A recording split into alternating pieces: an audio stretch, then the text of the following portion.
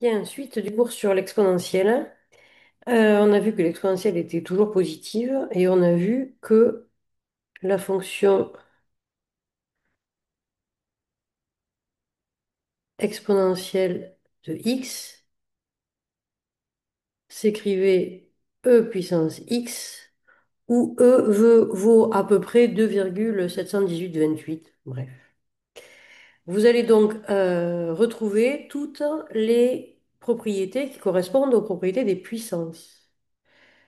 Donc, dans la propriété 2 du cours, attention, la propriété 2 du cours que je suis en train d'expliquer, c'est le mini-test pour la prochaine fois. Pour tout x, y dans grand R, vous verrez que dans le polycope que vous avez en ligne, l'exponentielle c'est écrit exp comme ça. Je vous conseille très fortement d'écrire l'exponentielle sous forme de puissance. Parce que le premier item de cette propriété, c'est que l'exponentielle de x plus y, c'est l'exponentielle de x fois l'exponentielle de y. Et cette propriété sur les puissances, vous la connaissez déjà. J'en profite pour signaler quelque chose de fondamental, mais dont on ne peut pas mesurer la portée quand on est au lycée. C'est que quand j'écris ça, j'écris que l'exponentielle, j'essaye de passer en rouge, mais ça marche pas trop. Ah, si. L'exponentielle transforme une addition, ici, en multiplication. Ça s'appellera un morphisme plus tard, mais ce phénomène-là, il va être utile en maths quand il y a des moments où on préfère faire des additions ou des moments où on préfère faire des multiplications. Ça nous permet de changer, de passer de l'un à l'autre. Pour ceux qui m'ont eu en SNT et qui ont vu l'échelle logarithmique, ça sert à ce genre de choses, par exemple.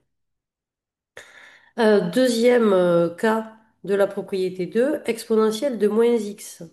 C'est 1 sur exponentielle de x, c'est exactement la même propriété que pour les puissances, qui dit que 10 puissance moins n, c'est 1 sur 10 puissance n, etc. Bon, rien de nouveau sous le soleil. Le 3, exponentielle de x moins y, c'est exponentielle de x sur exponentielle de y. Ça, on pourrait le voir. Alors, ce que je rajoute en bleu, vous n'êtes pas obligé de le réciter.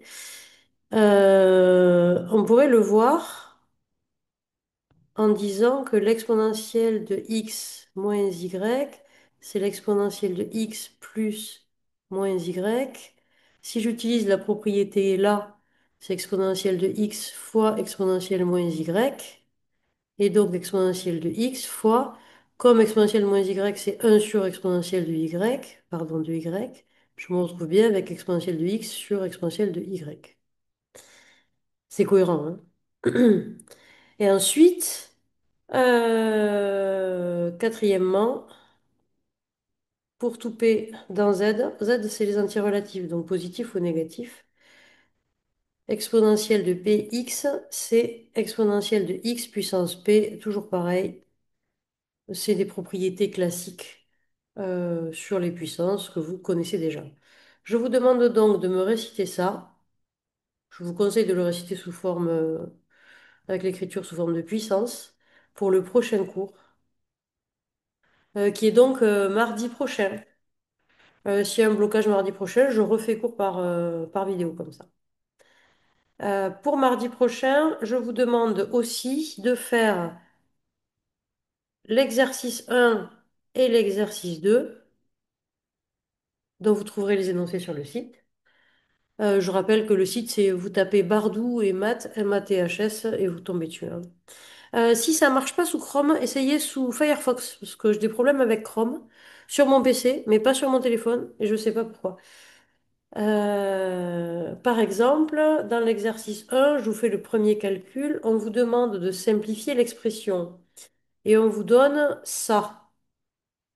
On vous donne ça. La première chose à faire, c'est d'écrire ça sous forme de puissance.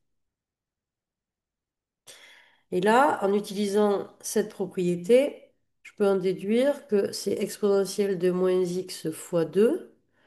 Donc, c'est exponentielle de moins 2x. Et c'est tout ce qu'on vous demande. Les exercices 1 et 2, c'est vraiment des exercices pour vérifier que les les propriétés sur les puissances sont bien en place. Voilà, à la prochaine fois.